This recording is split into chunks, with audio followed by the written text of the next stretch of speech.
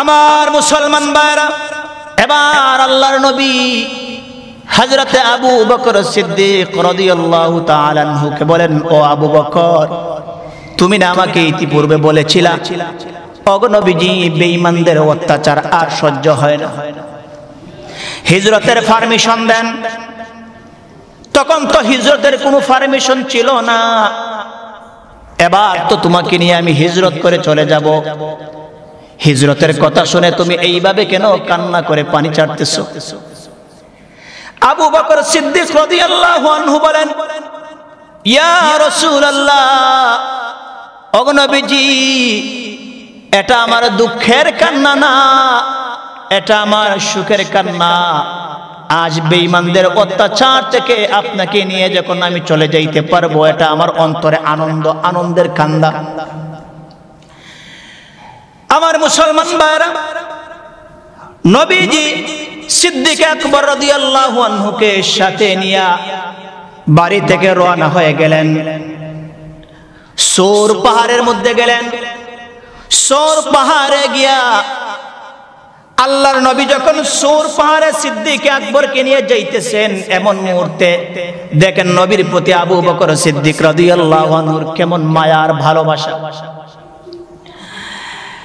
রাস্তায় দিয়ে যাইতেছেন, আবু বকর সিদ্দিক রাদিয়াল্লাহু আনহু উটের উপর থেকে একবার নিচে নামেন, আরেকবার উপরে উঠেন, একবার সামন দিকে যান, আরেকবার পেছনের দিকে যান, একবার ডান দিকে যান, আরেকবার বাম দিকে যান। এমন অস্থিরতা যখন করতেছেন, নবীজি জিজ্ঞেস করলেন, আবু বকর, এমন কেন করো? তোমার মধ্যে একটা অস্থিরতা বিরাজমান করতেছে, কেন তুমি এমন করতেছো? তোমার ভেতরে কি আমার মরণের কোনো শঙ্কা, এমন কোন ভয় তোমার অন্তরে কি সঞ্চয় হইতেছে? এবার আবু বকর সিদ্দিক রাদিয়াল্লাহু তাআলা আনহু বলেন, ইয়া রাসূলুল্লাহ, ইয়া হাবিবাল্লাহ, ওগো নবীজি, আমি কেন এমন করতেছি জানেননি? আমি যখন আপনার সামন দিকে হাঁটি, আমার মনে হয় মক্কার বেঈমানরা আপনার পেছন থেকে আপনাকে দাওয়া করে কোনো আক্রমণ করে আপনাকে মেরে ফেলে কিনা। এই কথা যখন স্মরণ হয় গো নবীজি, সাথে সাথে লাফ দিয়ে আপনার পেছনে চলে যায়। আবার যখন স্মরণ হয় বেঈমানরা সামন থেকে আল্লাহর নবীকে কোনো আক্রমণ করে ফেলে কিনা, তখন সাথে সাথে আবার আমি সামন দিক দিয়া দৌড়ে চলে যাই। যখন মনে হয় ডান দিক দিয়ে চলে আসবে, ডান দিকে দৌড়ে যাই, বাম দিক দিয়ে আসলে পরে আবার বাম দিক দিকে দৌড়ে যাই। এবার আল্লাহর নবী বলেন, ও আবু বকর, তাহলে তোমার ভেতরে কি এমন মনে হয় আমাকে বেঈমানরা মেরে ফেলবে? ও নবীজি, এমন ভয় নিয়েই আমি চতুর্দিকে দৌড়াইতে থাকি। এবার আল্লাহর নবী বলেন, ও আবু বকর, তাহলে শোনো, তুমি কি চাও, তুমি এটা কি চাও যে বেঈমানরা তোমাকে মেরে ফেলবে আর আমাকে দুনিয়াতে বাঁচিয়ে রাখবে? তুমি তো এমন করলে বেঈমানরা যদি আক্রমণ করে তাহলে তোমার উপরে আক্রমণ করবে। এবার আবু বকর সিদ্দিক রাদিয়াল্লাহু আনহু বলেন, ইয়া রাসূলুল্লাহ, ইয়া হাবিবাল্লাহ, ওগো নবীজি, বেঈমানরা আমাকে যদি মেরে ফেলে আর আপনি যদি দুনিয়াতে বেঁচে থাকেন, আমি আবু বকর বিন্দু পরিমাণ কোনো আফসোস নাই। আল্লাহ তাআলা বলেন, কোন বান্দা যদি আমাকে মহব্বত করতে চায়, ভালোবাসতে চায়, আমাকে ভালোবাসার মাপকাঠি বানায় দিলাম রাসূলুল্লাহ সাল্লাল্লাহু আলাইহি ওয়াসাল্লাম। আমাকে ভালোবাসতে চাইলে নবীজির অনুসরণ অনুকরণের মাধ্যমে আমাকে ভালোবাসো। নবীজির অনুসরণের মধ্যে, নবীজির ইতাআতের মধ্যে আমার ভালোবাসা রয়েছে। তাহলে এখানে আল্লাহ পাক বললেন, আমার ভালোবাসা যদি পেতে হয় তাহলে রাসূলের ভালোবাসা লাগবে। আল্লাহর ভালোবাসা যদি পেতে হয়, আল্লাহকে যদি ভালোবাসতে হয়, তাহলে কাকে ভালোবাসতে হবে? রাসূলুল্লাহকে ভালোবাসতে হবে। আল্লাহ এবং আল্লাহর রাসূলের ভালোবাসা মানব জীবনের সবচেয়ে বড় সম্পদ। আল্লাহ এবং আল্লাহর রাসূলের মহব্বত বা ভালোবাসা মানব জীবনের ইহকালীন এবং পরকালীন সবচেয়ে বড় সম্পদ। কারণ আল্লাহর মহব্বত ছাড়া, রাসূলুল্লাহর মহব্বত ছাড়া একজন মুমিন সে পূর্ণাঙ্গ ঈমানওয়ালা হতে পারে না, সে ঈমানওয়ালাই হতে পারে না। আল্লাহর মহব্বত না থাকলে আল্লাহর উপর বিশ্বাস স্থাপন করা যায় না, আর রাসূলের মহব্বত না থাকলে রাসূলের অনুসরণ অনুকরণ, রাসূলের তরিকা মেনে চলা যায় না। সুতরাং আল্লাহকে যদি তোমরা ভালোবাসতে চাও তাহলে ভালোবাসো কাকে? রাসূলুল্লাহকে ভালোবাসো। রাসূলুল্লাহর ভালোবাসা আল্লাহর ভালোবাসা, রাসূলুল্লাহর ভালোবাসা। এখানে রাসূলুল্লাহর ভালোবাসা, রাসূলুল্লাহর অনুসরণ করা, অনুকরণ করা। সরাসরি যদিও নবীজির ভালোবাসার কথা বলা হয় নাই, বলা হয়েছে ফাত্তাবিউনি, তোমরা আমার হাবিবের অনুসরণ করো। কার অনুসরণ? হাবিবের অনুসরণ করো। রাসূল বলেন আমার অনুসরণ করো যদি আল্লাহর ভালোবাসা পাইতে চাও। তো সুতরাং এই দুনিয়াতে আল্লাহকে মহব্বত করনেওয়ালা লোক এর কোনো অভাব নেই। আপনি ইহুদিকে যদি জিজ্ঞেস করেন আল্লাহকে মহব্বত করেন কিনা, সে বলবে করি। আপনি যদি খ্রিস্টানকে বলেন সে বলবে আল্লাহকে মহব্বত করি। আপনি যদি মাজুসিকে বলেন বলে করি। আপনি যদি বলেন মুশরিক যারা তাদেরকে আপনি যদি বলেন আল্লাহকে মহব্বত করেন কিনা, ভালোবাসেন কিনা, বলবে হ্যাঁ অবশ্যই আল্লাহকে ভালোবাসি। তবে আল্লাহর ভালোবাসা মুখ দিয়া বললেই চলবে না। আল্লাহর ভালোবাসা হবে আল্লাহর নবীর মানদণ্ড হিসেবে, নবীর অনুকরণের মাধ্যমে। তোমার আমার জবান দিয়া, তোমার আমার মন মতো যদি আল্লাহকে ভালোবাসতে চাই তাহলে এই ভালোবাসা হবে না। কারণ ইহুদি খ্রিস্টানরা শুধুমাত্র আল্লাহকে এক বলে বিশ্বাস করে ভালোবাসে না, তারা আরো অনেক মাবুদ তারা শরীক করে। হিন্দুরা যারা আছে আল্লাহকে মহব্বত করে, ভগবান মানে ঠিক, কিন্তু একজন না, আরো সাথে আরো অনেক খোদা মানে। সুতরাং তোমাদের মহব্বত ভালোবাসা এটা আল্লাহর কাছে কোনো গ্রহণযোগ্য না। আল্লাহ পাকের মহব্বত এবং ভালোবাসা এটা গ্রহণযোগ্য তখনই হবে যখন এই ভালোবাসাটা রাসূলের তরিকায় হবে। কথা ঠিক কিনা বলেন? রাসূলের তরিকা ছাড়া যদি আল্লাহকে ভালোবাসতে চান এই ভালোবাসা হবে না। না হয়তো দুনিয়ার সবাই তো বলে আমরা আল্লাহকে মহব্বত করি, ভালোবাসি, আর আল্লাহর মহব্বত একমাত্র রাসূলের অনুকরণের মাধ্যমে, রাসূলের তরিকার মাধ্যমে, রাসূল যেভাবে ভালোবাসতে বলছেন সেভাবেই ভালোবাসা লাগবে। কথা বুঝেন নাই? সুতরাং আল্লাহর ভালোবাসা পেতে হলে নবীর অনুকরণ লাগবে, অনুসরণ লাগবে। আর নবীর অনুকরণ অনুসরণ কখন হবে? যখন নবীকে ভালোবাসা হবে। কারণ নবীকে ভালোবাসা ছাড়া নবীর অনুসরণ অনুকরণ করা সম্ভব না। এক্সাম্পল দিলে বুঝবেন। এই দুনিয়াতে একটা মানুষ দেখবেন কাউকে না কাউকে সে ফলো করে স্বাভাবিকভাবে। হয়তো সন্তান বাবাকে ফলো করে, স্ত্রী স্বামীকে ফলো করে। কথা বুঝেন নাই? গার্লফ্রেন্ড বয়ফ্রেন্ডকে অনুসরণ করে, বয়ফ্রেন্ড গার্লফ্রেন্ডকে অনুসরণ করে, প্রেমিক প্রেমিকা একজন আরেকজনকে অনুসরণ করে, কেউ না কেউ কাহারও অনুসরণ করে। হ্যাঁ, কাহারও অনুসরণ যদি আপনার করতে হয় তার প্রেম আর ভালোবাসা আপনার অন্তরে বদ্ধমূল থাকতে হবে, না হয় পারবেন না। যুবক তার রক্ত দিয়ে দেয় তার প্রেমিকার জন্য, কেন? তার প্রেমিকার প্রেমে সে বিভোর। কথা বুঝেন নাই? যদি বলে আমার এই লাগবে সেই লাগবে, যা লাগবে তা দেব, কেন দিয়ে দেয়? তার প্রেমিকার প্রেমে পড়ে সে তার জীবনের যা দরকার তাই দিয়ে দেয়। দেয় কিনা বলে? কত কয়দিন আগে একজন স্ত্রী স্বামীকে কিডনি দিছে, বুঝেন নাই? আবার ওই স্বামী আবার আইসা মানে সোশ্যাল মিডিয়াতে আইসা বলতেছে ও আমাকে কিডনি দিয়ে বাঁচাইছে ঠিক, কিন্তু ও তো অন্যত্রে আবার অন্য স্বামী গ্রহণ করে চলে গেছে পরকিয়া করে। ওটা বুঝেন নাই? তো স্ত্রী আবার বলছে তার রাইকে যদি আমি অন্যত্রে যাইতে হয় তাহলে তাকে কিডনি দিয়ে বাঁচাইলাম কেন? যে কথাটা বলতে চাইছিলাম যে একজন আরেকজনকে তার জীবনের সবকিছু ফলো করবে তখনই যখন তাকে সে মহব্বত করবে, অন্তরে তার ভালোবাসা থাকবে। খেয়াল করে দেখেন হালাল তরিকার যেই ভালোবাসা, স্বামী স্ত্রীর ভালোবাসা। আচ্ছা দেখেন তো এই সমাজের ভেতরে 100%-এর মধ্যে আপনি অন্তত পক্ষে 90% ধরেন, 90% স্বামী স্ত্রীর মধ্যে সেই গোটা দুই একটা তো ব্যতিক্রম থাকবেই। তাদের মধ্যে যে ভালোবাসা একজন অপরজনের প্রতি, এটা নিষ্পাপ ভালোবাসা, যার কারণে একজন স্ত্রীর অসুস্থতা হইলে স্বামী সহ্য করতে পারে না, স্বামীর অসুস্থতা হইলে স্ত্রী সহ্য করতে পারে না। এটা তাদের একমাত্র এই পরস্পরে এই মায়া মহব্বত, একজন আরেকজনের প্রেম ভালোবাসা অন্তরে থাকার কারণে। একজন স্বামীর পূর্ণাঙ্গ পরিবারের সব কাজগুলো একজন নারী গুছায় নেয়। কেন? স্বামীর প্রেমে পড়ে, স্বামীর ভালোবাসার কারণে তার পরিবারের সবগুলা সে মেনে নেয়।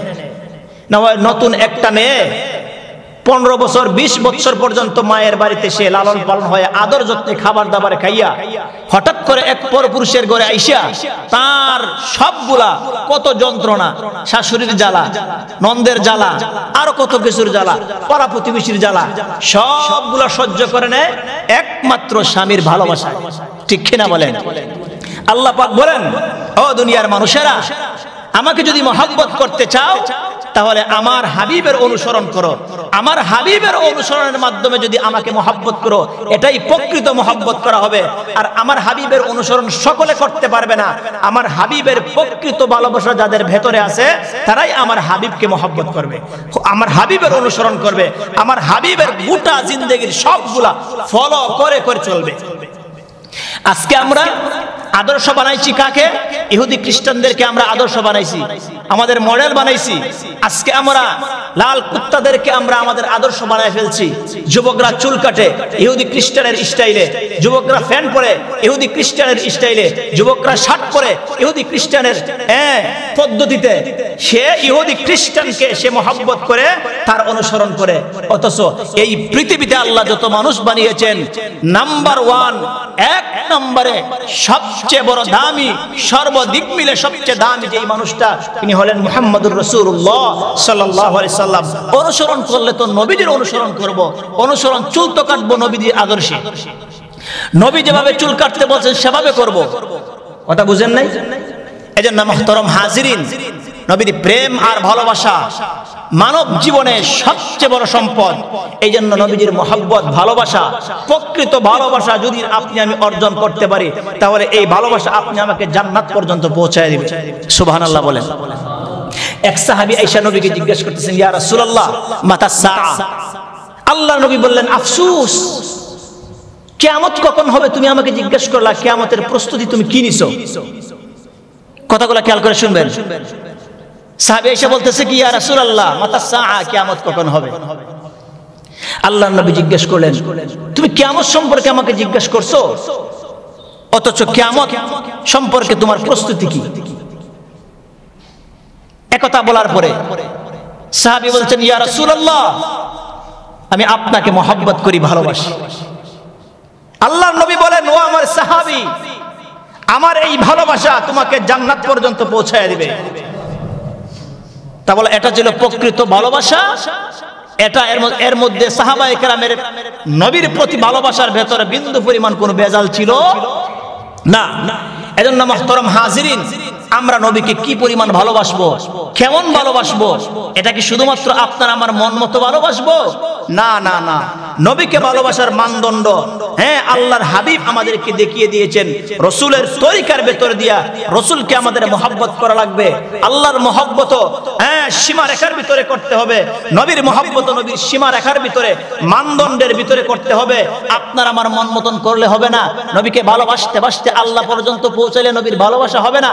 আবার নবীকে ভালোবাসতে বাসতে উম্মত পর্যন্ত নিয়ে আসতে পারে নবীর ভালোবাসা হবে না। সুতরাং নবীর ভালোবাসা নবীর জায়গা থেকেই করা লাগবে।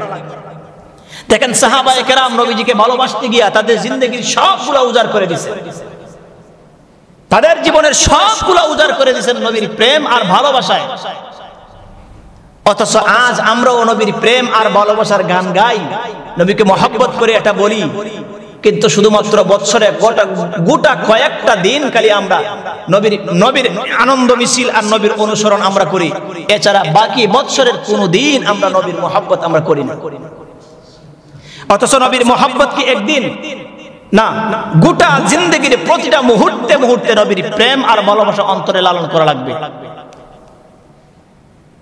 আপনাদের খেদমতে আমি সাহাবায়ে কেরাম কিভাবে তাদের জীবন উৎসর্গ করে দিয়েছেন, সাহাবায়ে কেরাম কিভাবে নবীর প্রেমে বিভোর হয়ে জিন্দেগির সবগুলা উজাড় করে দিয়েছেন। নবীর সাহাবী তো একজন আর দুজন না, নবীর সাহাবায়ে কেরামের সংখ্যা কত? ইমাম মুসলিম রহমতুল্লাহি আলাইহির উস্তাদ, ইমাম মুসলিম রহমতুল্লাহি আলাইহির উস্তাদ ইমাম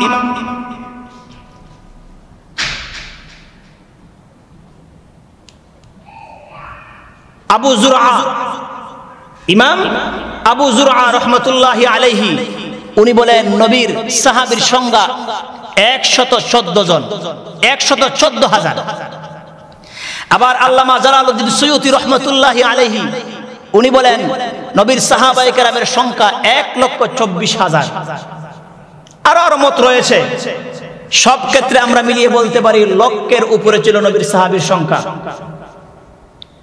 তো কয়জন সাহাবীর কথা বলবো, কয়জন সাহাবীর প্রেমের ভালোবাসার কথা বলবো?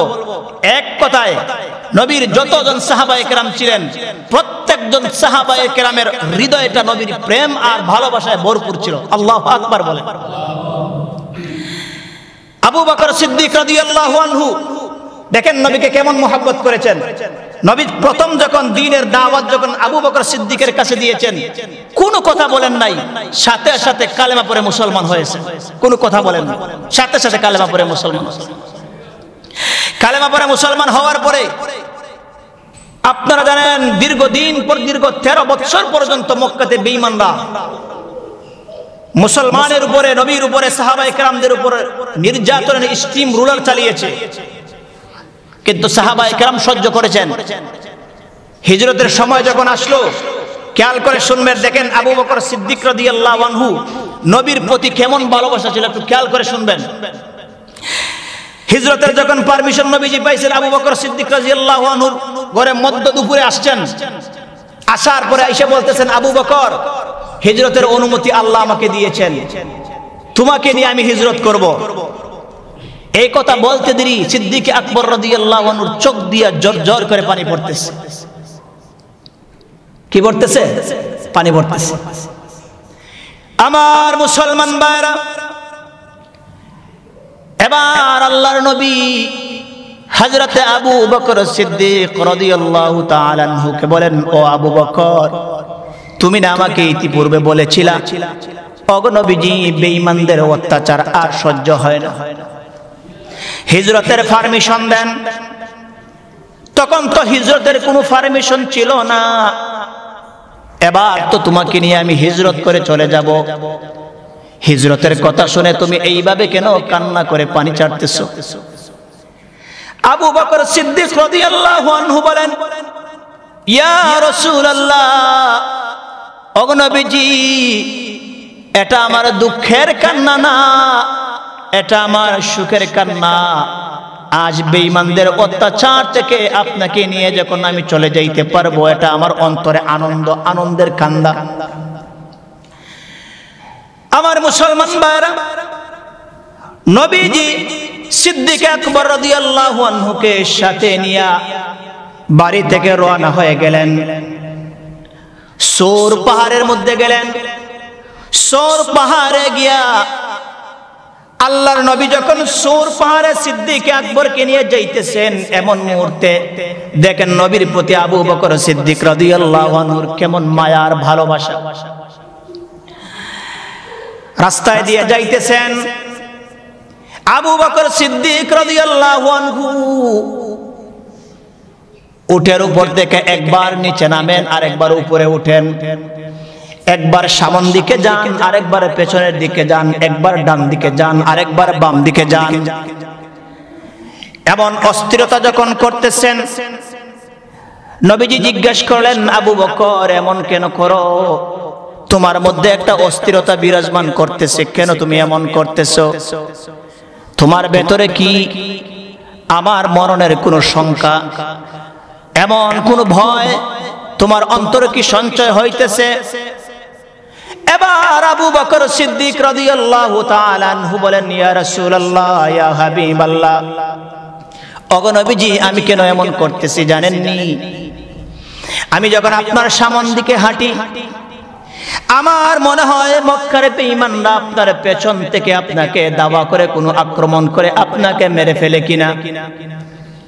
এই কথা যখন স্মরণ হয় গো নবীজি, সাথে সাথে লাফ দিয়ে আপনার পেছনে চলে যায়।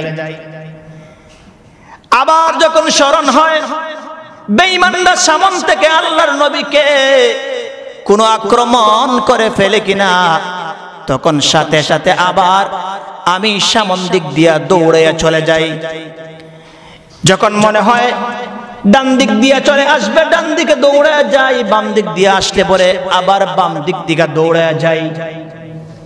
এবার আল্লাহর নবী বলেন, ও আবু বকর, তাহলে তোমার ভেতরে কি এমন মনে হয় আমাকে বেঈমানরা মেরে ফেলবে? ও নবীজি, এমন ভয় নিয়েই আমি চতুর্দিকে দৌড়াইতে থাকি। এবার আল্লাহর নবী বলেন, ও আবু বকর, তাহলে শুনো, তুমি কি চাও, তুমি এটা কি চাও যে বেঈমানরা তোমাকে মেরে ফেলবে আর আমাকে দুনিয়াতে বাঁচিয়ে রাখবে? তুমি তো এমন করলে বেঈমানরা যদি আক্রমণ করে তাহলে তোমার উপরে আক্রমণ করবে। এবার আবু বকর সিদ্দিক রাদিয়াল্লাহু আনহু বলেন, ইয়া রাসূলুল্লাহ, ইয়া হাবিবাল্লাহ, ওগো নবীজি, বেঈমানরা আমাকে যদি মেরে ফেলে আর আপনি যদি দুনিয়াতে বেঁচে থাকেন, আমি আবু বকর বিন্দু পরিমাণ কোনো আফসোস নাই। ও মুসলমানেরা, বেঈমানরা আবু বকর সিদ্দিক, কথা বলেন না, আবু বকর সিদ্দিক রাদিয়াল্লাহু আনহু বলতেছেন, বেঈমানরা আমাকে মেরে ফেলো, তারপরেও আপনি দুনিয়াতে জীবিত থাকেন। কেমন মহব্বত থাকলে এমন কথা বলা যায়? আল্লাহর নবী হিজরত করে যখন মদিনায় গেলেন, যাওয়ার পরে সিদ্দিক আকবর রাদিয়াল্লাহু আনহুকে পাশে রাইখে বললেন, আবু বকর, ও আবু বকর, দুনিয়ার সমস্ত মানুষের ঋণ যদি আমি শোধ করতে পারি, কিন্তু আমি তোমার ঋণ শোধ করতে পারবো না। কি করতে পারবো না? আবু বকর, তোমার ঋণ আমি শোধ করতে পারবো না। দুনিয়ার সবার ঋণও যদি আমি শোধ করতে পারি, কিন্তু তোমার ঋণ আমি শোধ করতে পারবো না। তোমার ঋণ একমাত্র আল্লাহ পাক হাসরের ময়দানে শোধ করবেন। সুবহানাল্লাহ বলেন। নবীর প্রতি কেমন ভালোবাসা! এজন্য মুহতারাম হাজিরিন, নবীর প্রেম, নবীর ভালোবাসা সাহাবায়ে কেরাম আমাদেরকে দেখিয়ে গিয়েছেন। তাদের থেকে আমরা শিখবো নবীকে কেমন করে আমাদের ভালোবাসতে হয়, নবীকে কেমন করে ভালোবাসতে হয়। নবীকে ভালোবাসি ঠিক, বলি মুখে ঠিক, কিন্তু নবীর অনুসরণ নাই, নবীর তরিকা আমার মধ্যে নেই। নবীকে ভালোবাসলে তো একজন বান্দা নামাজ ছাড়তে পারে না, পারে না? না না, নবীকে ভালোবাসলে দাড়ি কাটতে পারে না। নবীকে ভালোবাসলে বেগানা নারীকে তার আপন বানায় নিতে পারে না। নবীর 63 বছরের জিন্দেগি দেখেন আপনি, নবীর 63 বছরের জিন্দেগি কি নবীকে ফাত্তাবিউনি বলে এটাই বলা হয়েছে। নবীর জিন্দেগির যেই যেই বিষয়গুলো তোমার অনুসরণ করা দরকার সেগুলো অনুসরণ করো, তোমার ব্যক্তিগত জীবনে শান্তি আসবে, পারিবারিক জীবনে শান্তি আসবে, রাষ্ট্রীয় জীবনে শান্তি আসবে, আন্তর্জাতিক জীবনে শান্তি আসবে। নবীর প্রত্যেকটা নবীর তরিকায় যদি তোমার জীবন চালাইতে পারো, তোমার জীবনটা সাজাইতে পারো, ইহকালে তোমার শান্তি আসবে, পরকালে শান্তি আসবে। আর মুখে শুধু বলবেন নবীকে মহব্বত করি, মহব্বত করি, এটা মহব্বত করা মুখে বলতে পারেন, বাস্তবে এটা মহব্বত করা না, এটা মহব্বতের নামে বাটপারি। ঠিক কিনা বলেন? মহব্বত ভালোবাসছেন নবীকে সাহাবায়ে কেরাম। নবীর আরেকজন সাহাবীর একটা ওয়াকিয়া আপনাদেরকে শোনাই। হিজরত করে যখন মদিনায় গেলেন, নবী হিজরত করে মদিনায় যাওয়ার পরে মদিনায় প্রথম কিছুদিন আযান ছাড়া, এমনি আযান ছাড়াই এমনিতেই নামাজ পড়ছেন সাহাবায়ে কেরাম। নবীজি একদিন মনে করলেন সাহাবায়ে কেরামদেরকে নিয়ে বসে বললেন তাহলে আজান দিয়ে নামাজ পড়া দরকার, আজান দিয়ে মানুষকে কিভাবে মসজিদমুখী করতে পারি এর পরামর্শ দেন। অনেকে অনেকভাবে দিল, কেউ বলে ঘন্টি বাজাই, কেউ বলে আগুন জ্বালায় দেয়, কেউ বলে উপত্যকায় মানে পতাকা উড়াইয়া দেয় আসবে। শেষ পর্যন্ত কারো সিদ্ধান্ত গ্রহণযোগ্য হলো না। কারো সিদ্ধান্ত গ্রহণ না হয়ে সবাই গিয়া ঘুমিয়ে গেলেন। আর রাতের বেলা নবীর একজন সাহাবী স্বপ্নে দেখেন একজন বৃদ্ধ মানুষ একটি ঘন্টা বুঝেন না, ঘন্টি নিয়ে একজন বৃদ্ধ মানুষ যাইতেছে। যেই সাহাবী দেখছেন ওনার নাম আব্দুল্লাহ ইবনে যায়েদ ইবনে আব্দ রাব্বিহি রাদিয়াল্লাহু আনহু। উনি ডাক দিয়ে বললেন, চাচা আপনার গন্ডিটা যদি আমাকে দিতেন তাহলে আমার বড় উপকার হইতো। উনি বললেন, এই গন্ডি দিয়ে তুমি কি করবা? উনি বলতেছে, ইসলামের সুমহান একটা বিধান নামাজ, এই নামাজের জন্য মুসলমানদেরকে আমরা ডাকবো। উনি বললেন, না, এর চাইতে উত্তম বাক্য আমার কাছে আছে যেগুলা দিয়ে তুমি মুসলমানকে নামাজের জন্য ডাকতে পারো। উনি বললেন, চাচা তাহলে সেগুলো তো আমার জানা দরকার, আমাকে জানায় দেন। উনি বইলা দিলেন। বৃদ্ধ মানুষ ওই আজানের যত বাক্যগুলো আছে, একামতের যত বাক্যগুলো আছে, এই আজান এবং একামতের বাক্যগুলা নবীজির সাহাবী আব্দুল্লাহ ইবনে যায়েদ ইবনে আব্দ রাব্বিহিকে স্বপ্নে যোগে শিখিয়ে দিলেন। ঘুম থেকে ওঠার পরে আব্দুল্লাহ ইবনে যায়েদ ইবনে আব্দ রাব্বিহি নবীজির দরবারে গিয়ে বলেন, ইয়া রাসূলুল্লাহ, এই যে আজানের জন্য আমরা যা বলছিলাম, আমি স্বপ্নে যুগে এই বাক্যগুলো আমি শুনেছি। রাসূল বললেন, বড় চমৎকার বাক্যগুলো, এটা আজানের জন্য লিপিবদ্ধ করে দিলেন। বললেন, ঠিক আছে, তুমি বেলালকে ডাক দাও, তোমার কণ্ঠস্বর থেকে বেলালের কণ্ঠস্বর বরাবর বেলালকে ডাক দাও, বেলাল যেন আজান দেয়। এই বাক্যগুলো দিয়ে আজান দিলেন। তখন দিয়ে আজানের সূচনা শুরু হয়।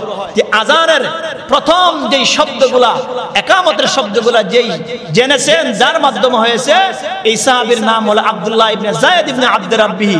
উনার গলার কণ্ঠস্বর বড় হইলে উনি আজান দিতেন, উনি ইসলামের প্রথম মুয়াজ্জিন হইতেন।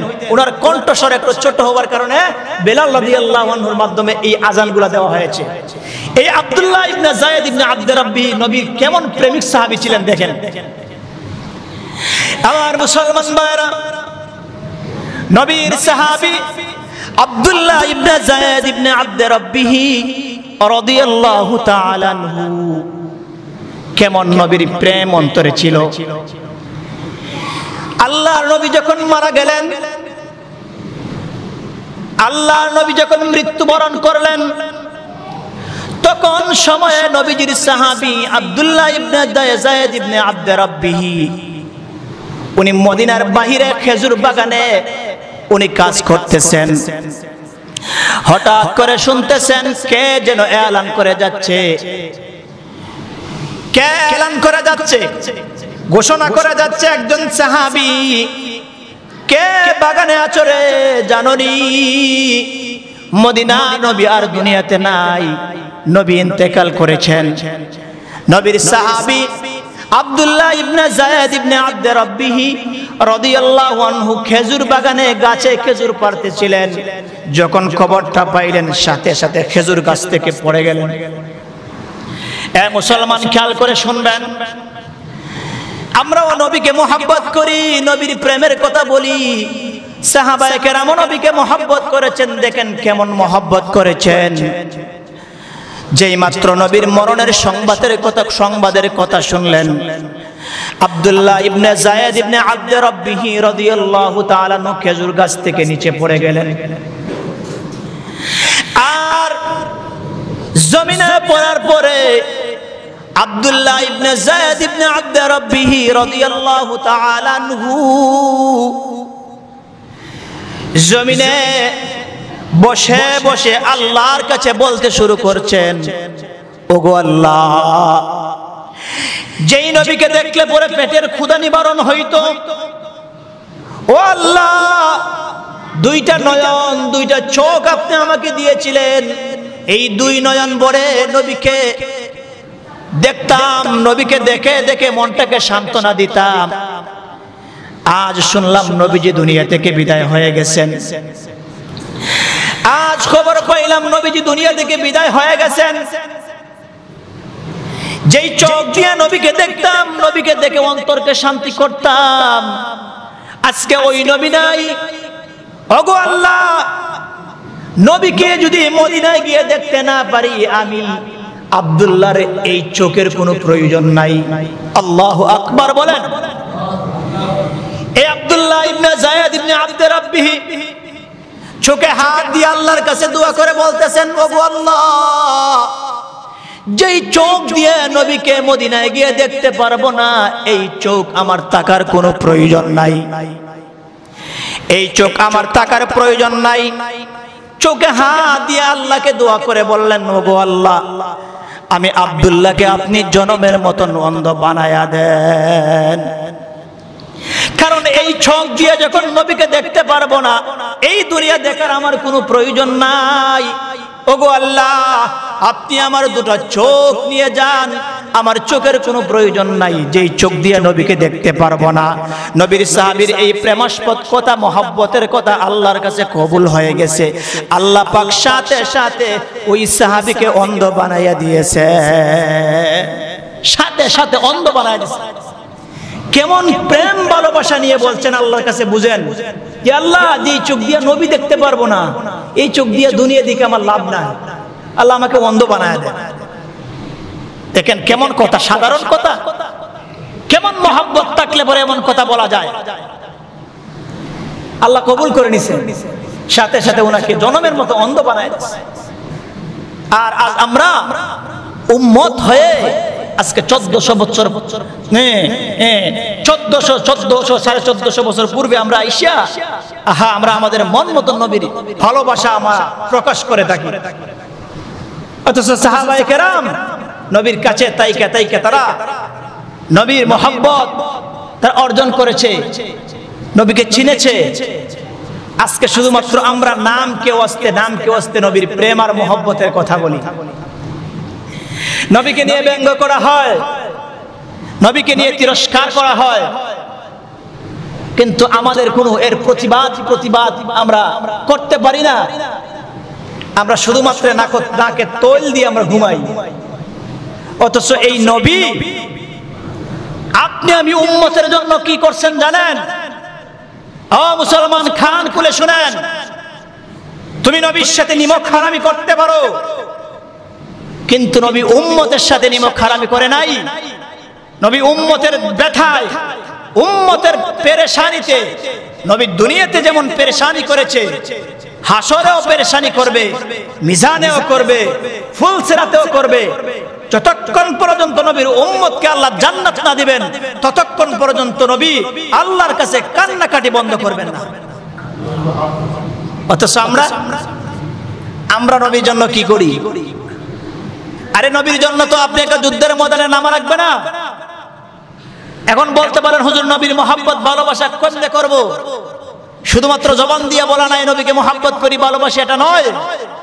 আপনার আমার নবী আল্লাহর পক্ষ থেকে যা আমাদের কাছে আমানত রেখে গেছেন, এগুলা যদি পুঙ্খানু আদায় করতে পারি, এটাই নবীর মহব্বত। 12 বছরে 2 দিন নামাজ পড়েন না, আপনিও বলেন আমি আশিকে রাসূল। নাই এমন লোক সমাজে নাই? কথা বলেন না, নাই? অভাব নাই এই লোক, এই ধরনের লোক আছে সমাজে, অভাব নাই, ভুড়ি আছে। মুসলমান বন্ধুরা আমার, আজকে আমরা উম্মত হয়ে নবীর দরদ আর প্রেম আমরা বুঝলাম না। নবীর প্রেম ভালোবাসা জঙ্গলার পশুগুলা পর্যন্ত বুঝেছে। নবীর বিরহ বেদনায় একটা খেজুর গাছের একটা গুড়ালি, মরা একটা খেজুর গাছের গুড়ালি নবীর প্রেমে কান্না করছে। সুবহানাল্লাহ বলেন। বুখারী শরীফের মধ্যে আসছে। আমার বন্ধুগণ,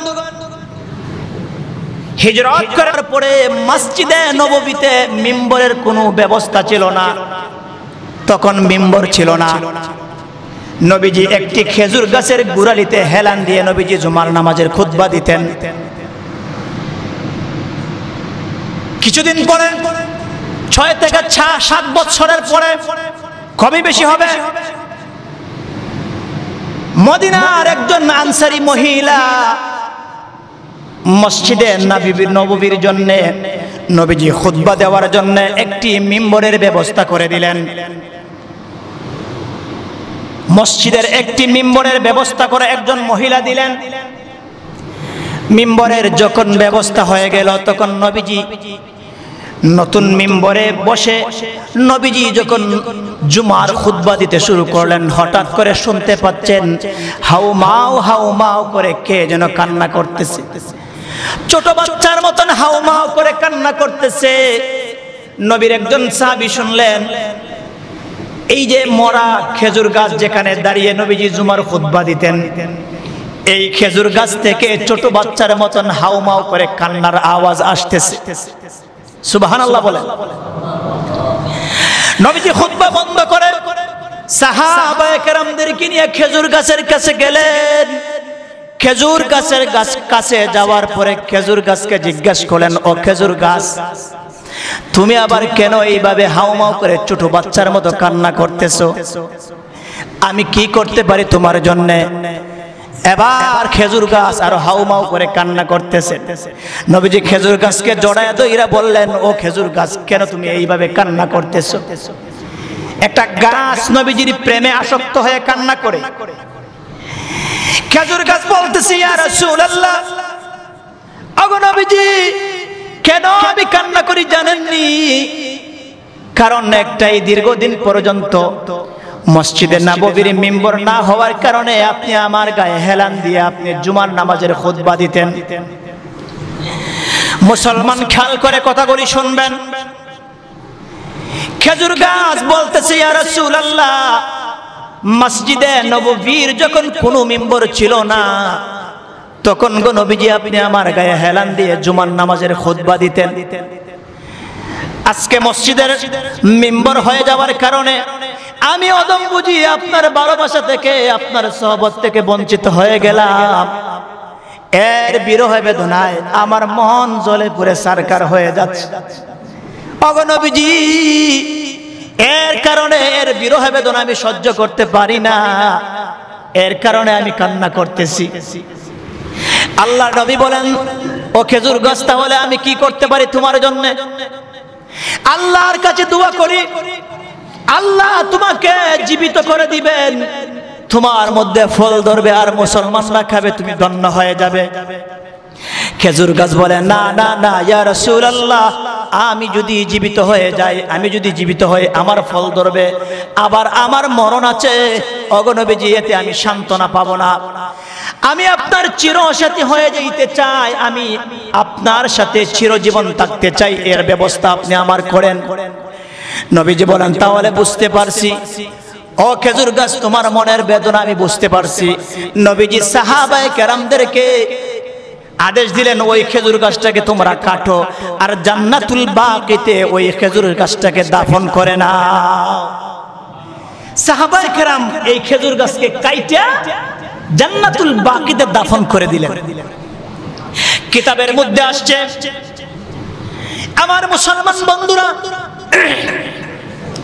এই খেজুর গাছকে জান্নাতুল বাকিতে দাফন করার পরে ইসরাফিলের সিংহার ফুৎকারে মানুষ যেভাবে হাসরের ময়দানে উঠবে, ওই খেজুর গাছটাও হাসরের ময়দানে উঠবে।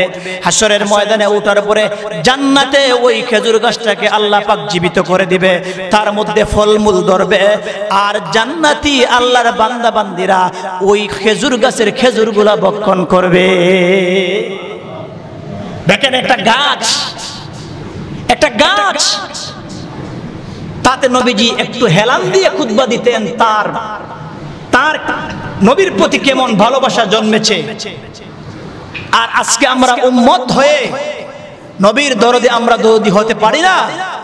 নাস্তিক মুরতাদ বেঈমানরা নবীকে গালি দেয়, বেঈমান নাস্তিক মুরতাদরা নবীর আহলে বায়াত নিয়ে কথা বলে, নবীকে নিয়ে ব্যঙ্গ করে, এর প্রতিবাদ আমরা করি না মুসলমান। অথচ নবী আপনার আমার জন্য, উম্মতের জন্য দেখেন কতটুকু করে গেছেন, একটু খেয়াল করে দেখেন। আম্মা জান আয়েশা সিদ্দিকা রাদিয়াল্লাহু আনহা একদিন নবীকে বলতেছেন, ইয়া রাসূলুল্লাহ, আপনার নামাজ শেষ হওয়ার পরে আমার জন্য একটু দোয়া কইরেন। আম্মা জান আয়েশা কথা বলার পর নবী বলেন, আয়েশা, তোমার জন্য আবার কিসের দোয়া করব? আম্মা জান আয়েশা বলেন, হুজুর, আমার জন্য একটু দোয়া করেন, আল্লাহ যেন আমাকে মাফ করে দেন। রাসূল হাত তুলে আম্মা জান আয়েশার জন্য দোয়া করলেন। আম্মা জান আয়েশা এত খুশি যে রাসূল আমার জন্য দোয়া করছেন। আল্লাহ তো এই দোয়া ফিরিয়ে দেবে না। আম্মা জানের এই খুশি দেখে আল্লাহর নবী জিজ্ঞেস করলেন, ও আয়েশা এত খুশি কেন? কয় আপনি না আমার জন্য দোয়া করছেন। রাসূল বলেন, আয়েশা তোমার জন্য সবে মাত্র একবার দোয়া করলাম, আর আমার উম্মতের জন্য দিবা রাত্রিতে 5 বেলা নামাজ পড়ে আমি এইভাবে দোয়া করি। সুবহানাল্লাহর আওয়াজে বেজার হইছেন না?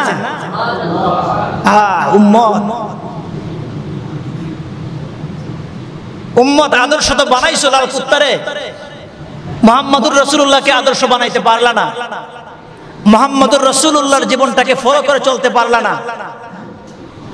আদর্শ বানাইছো, কাকে আদর্শ বানাইছো? মুহাম্মদুর রাসূলুল্লাহকে আদর্শ বানাও, মডেল বানাও। নবীজির সিরাত প্রত্যেকটা মুসলমানের ঘরে ঘরে একটা সিরাত গ্রন্থ থাকা দরকার। আমি আগেও বলেছি, এখনো বলি, অন্তত পক্ষে শামাইলে তিরমিজি এই কিতাবটা প্রত্যেকটা মুসলমানের ঘরে রাখেন। আল্লাহর নবীর জীবনের প্রত্যেকটা দিক সেখানে উল্লেখ করা আছে। নবী কিভাবে পানি পান করেছেন, কিভাবে খাবার খাইছেন, নবী কিভাবে প্রস্রাব করছেন, কিভাবে পোশাক পরছেন, নবীর দাড়ি মুবারক কেমন ছিল, নবী বিবিদের সাথে কেমন ব্যবহার করছেন, টোটাল জিন্দেগির একটা মানব জিন্দেগির যত বিষয় দরকার সবগুলা সুন্দর করে পাই করে সুন্দর করে সেখানে উল্লেখ করা হয়েছে। এগুলো পড়বেন না, এগুলো পড়বেন না, এগুলো কোত্থেকে পড়বেন? সময় তো নাই। অথচ উম্মতের জন্য নবী কি করছেন দেখেন। এক হাদিসের মধ্যে আসছে, লিকুল্লি নবিয়্যিন দাওয়াতুন মুস্তাজাবা। দুনিয়াতে আল্লাহ যত নবী পাঠাইছেন সমস্ত নবীর জন্য স্পেশাল একটা দোয়ার সুযোগ আল্লাহ দিয়েছেন। কি দিয়েছেন?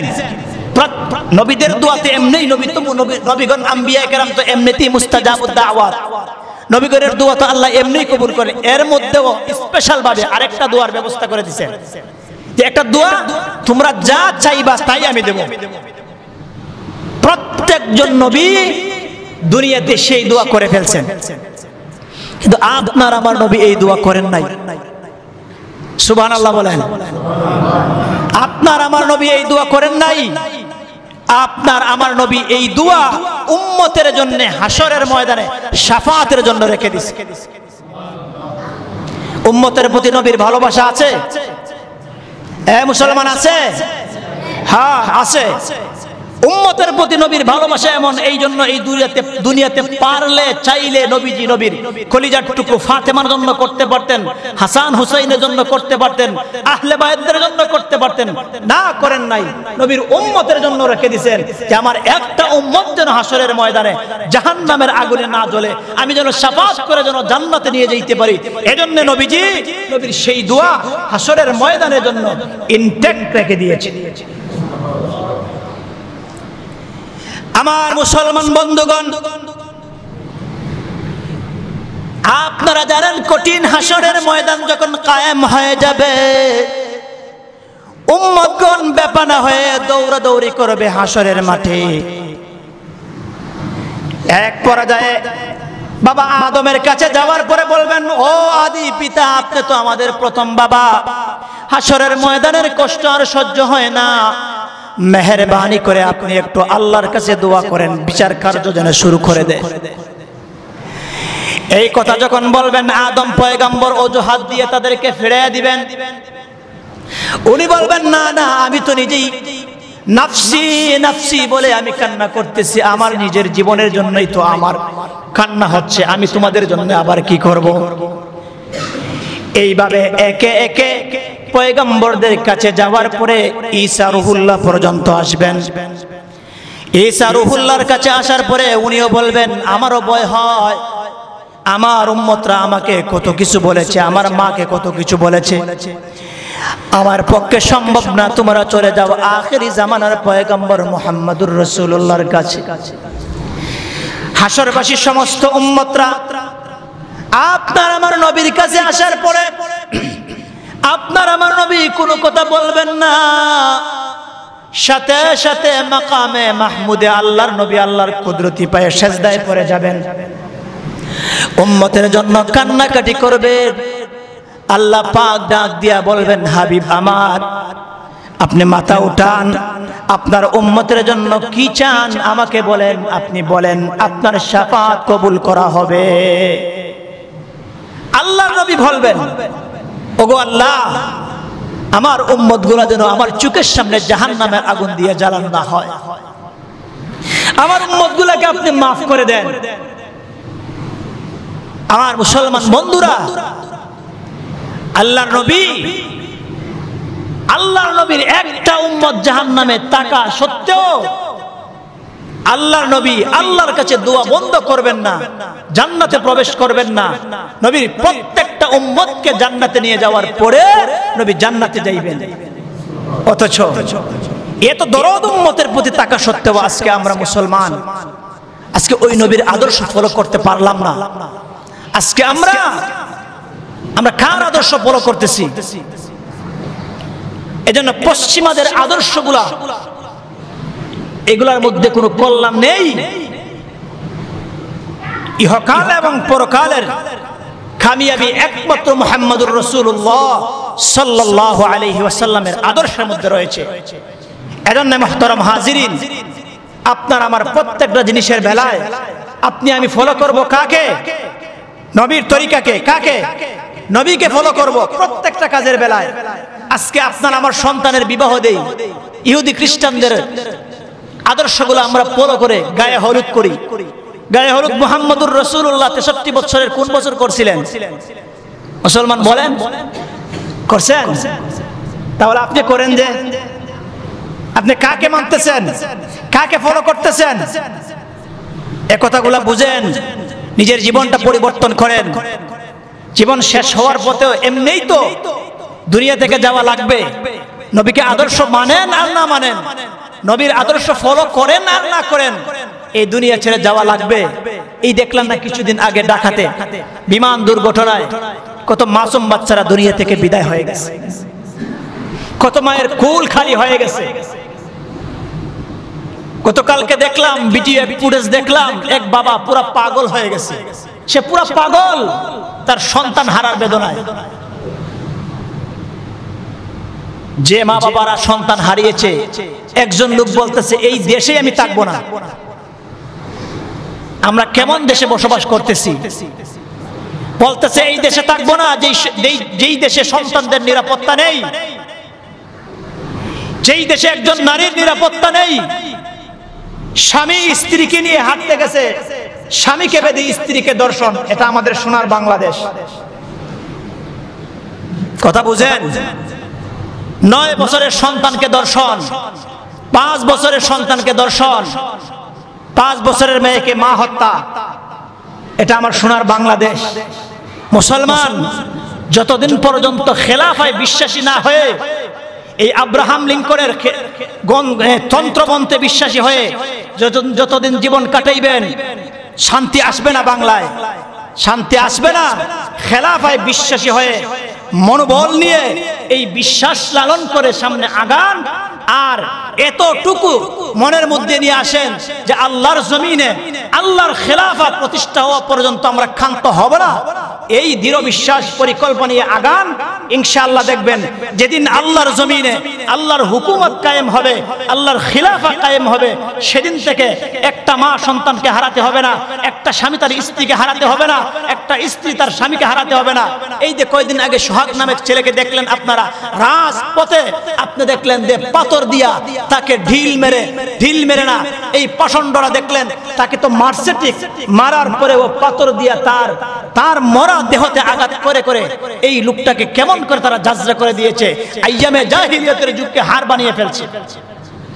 এজন্য মুসলমান সমাধানের পথ একটাই, আল্লাহর হুকুম রাসূলের তরিকায় জিন্দেগি কাটান।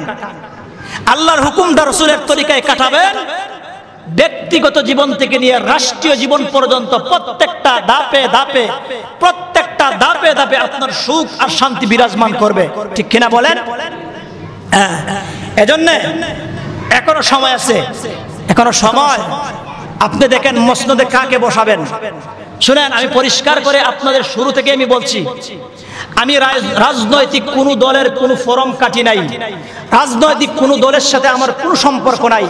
বাংলাদেশে যত রাজনৈতিক দল আছে কোনো দলের সাথে আমার কোনো সম্পর্ক নাই। আবার একথা আপনারা বলেন না হুজুর রাজনীতিতে পা দিয়ে দিচ্ছেন নাকি? জি না, আমি এখনো পর্যন্ত কোনো রাজনৈতিক দলের সাথে আমার কোনো সম্পর্ক নাই। তবে আমার হক কথা আমার বলা লাগবে, কারণ এই মসনদে বসে যদি আমি লুকোচুরি কথা বলি, আমার ভেতরে রেখে রেখে কথা বলি, আল্লাহ আল্লাহর রাসূলের কথা যদি আমি এই জমিনে এই মসনদে বসে বলতে না পারি, তাহলে এমন ইমামতি করা আমার কোনো দরকার নাই। আমিও কাজে চালাইতে পারবো, আমিও রাজমিস্ত্রি করতে পারবো, আমিও কৃষিকাজ করতে পারবো, আমার পেট চালানোর মতন অভাব নাই, পদ্ধতি আছে। কিন্তু এখানে বসে শুধুমাত্র আমার পেট ফিকিরের জন্য বসি নাই, এখানে রসুলের রেখে দেওয়া একটা উম্মত হিসাবে আমানতের দায়িত্ব পালন করার জন্য বসেছি। সুতরাং আমাকে আমানতের কথা বলতে হবে, এতে কে বেজার হবেন আর খুশি হবেন আমি তো সেগুলো দেখতে পারবো না। আপনারা শতাধিক মুসল্লি, প্রত্যেকের মন বুঝে তো আমি বয়ান করতে পারবো না। এজন্য বললাম রাজনৈতিক কোনো দলের সাথে আমার কোনো সম্পর্ক নাই। আমি কথা বলবো আল্লাহর কোরআনের, আমি কথা বলবো রাসূলের হাদিসের। এই জন্য বলছি, আল্লাহর জমিনে আল্লাহর খেলাফা, আল্লাহর হুকুমত যতদিন পর্যন্ত কায়েম না হবে, ততদিন পর্যন্ত এই বাংলার জমিনের আপনি 16 কোটি বলেন, 18 কোটি বলেন, 20 কোটি বলেন, একটা মানুষও শান্তিতে বসবাস করতে পারবে না। আপনারা লেখে নেন, যতই করেন পারবেন না, হবে না ইনশাআল্লাহ। এখন বলতে পারেন যে হুজুর আল্লাহর হুকুমত খেলাফত জমিনে কেমনে প্রতিষ্ঠা করব? এর কিছু পদ্ধতি আছে। আল্লাহর জমিনে খেলাফত প্রতিষ্ঠার জন্য কিছু পথ পদ্ধতি আছে। বর্তমানে যে রাজনীতি চলতেছে এটা গণতন্ত্রের ভিত্তিতে আমাদের গণতান্ত্রিক দেশ হিসাবে পরিচিত। গণতন্ত্র কিন্তু মুসলমান, হ্যাঁ, গণতন্ত্রের আবিষ্কার কোনো মুসলমান করেন না, এটা আব্রাহাম লিঙ্কন। সে মুসলমান নাকি? সে মুসলমান না। তে মুসলমান যদি না হয়ে থাকে তাহলে সে কি মনে করে শান্তির জন্য এটা প্রতিষ্ঠা করছে? না। এজন্য গণতান্ত্রিক দেশে ইসলামী কোন দল খেলাফতের মসজিদে, রাষ্ট্রের মসজিদে যাওয়াটা আমার কাছে ব্যক্তিগতভাবে বলি অনেক কষ্টকর হবে। কারণ কি জানেন? আমি এটা বলতে পারি, কারণ এটাই গণতান্ত্রিক একটা বিষয়। গণতান্ত্রিক মানে প্রত্যেকের স্বাধীনতা, ভোট দেওয়া প্রত্যেকের স্বাধীনতা। এখন আপনি বলেন একজন ইসলামিক একটা দলকে কি সবাই কি মানে ভোট দিবে? ইসলামের একটা গণতান্ত্রিক মাধ্যমে যেহেতু অন্য কোনো পদ্ধতিতে দেওয়া যাচ্ছে না, এটাকে অবলম্বন করে মানে মাজবুর অবস্থায় অপারগতার কারণে ইসলামী কিছু দলগুলা গণতান্ত্রিক পদ্ধতিটা একটা হালাল গণতান্ত্রিক পদ্ধতি, এটা হালাল না, হারাম, হারাম। তবে কিছু আলেমরা, কিছু ইসলামী দলগুলা মানে যেহেতু ইসলাম প্রতিষ্ঠার উদ্দেশ্যে এটাকে মাধ্যম বানিয়ে চেষ্টা করতেছেন, দিকে আমরা খেলাফতের একটা অবস্থান তৈরি করতে পারি কিনা এটাকে মাধ্যম হিসেবে ব্যবহার করছেন। তবে এই মাধ্যমে একটা ইসলামিক দলকে দেশের পূর্ণাঙ্গ সব মানুষগুলা ভোট দিবে না, সবাই দিবে না। আচ্ছা আপনারা বলেন, চিত্র জগতে যারা কাজ করে এরা মেসাবরে ইসলামী দলকে ভোট দিবে? এরা কোনোদিন দিবে? আচ্ছা গাঁজা খায় যারা এরা দিবে কোনোদিন? ইয়াবা সেবন করে যারা এরা দিবে? টেন্ডারি করে যারা এরা দিবে? মাস্তানি যারা করে এরা দিবে? বাটপার সিডাররা কোনোদিন ইসলামী দলকে ভোট দিবে? দিবে না। ইসলাম প্রিয় মানুষ যারা আছেন তারাই ইসলামী দলগুলোকে ভোট দিবে। তবে আমাদের করণীয় হইল আমাদের প্রত্যেকের জায়গা থেকে আমরা খেলাফত প্রতিষ্ঠার উদ্দেশ্যে আমরা প্রত্যেকে দাওয়াত দিব। ইসলামের সুচিতল ছায়াতলে আপনারা আসেন, খেলাফত প্রতিষ্ঠার উদ্দেশ্যে দাওয়াত দিবেন, প্রত্যেকের জায়গা থেকে দাওয়াত দিবেন। একদিকে দাওয়াতের কাজ আর অন্যদিকে জিহাদ ফি সাবিলিল্লাহ। জিহাদ ফি সাবিলিল্লাহ তো এখন আমাদের মধ্যে হয় নাই, কথা বুঝছেন? এটার অনেক কথাগুলি আছে, এটা অন্য বিষয়। যাই হোক, এখন কথা হইল আমরা ইনশাআল্লাহ আল্লাহর কাছে দোয়া করি আল্লাহর জমিনে আমাদের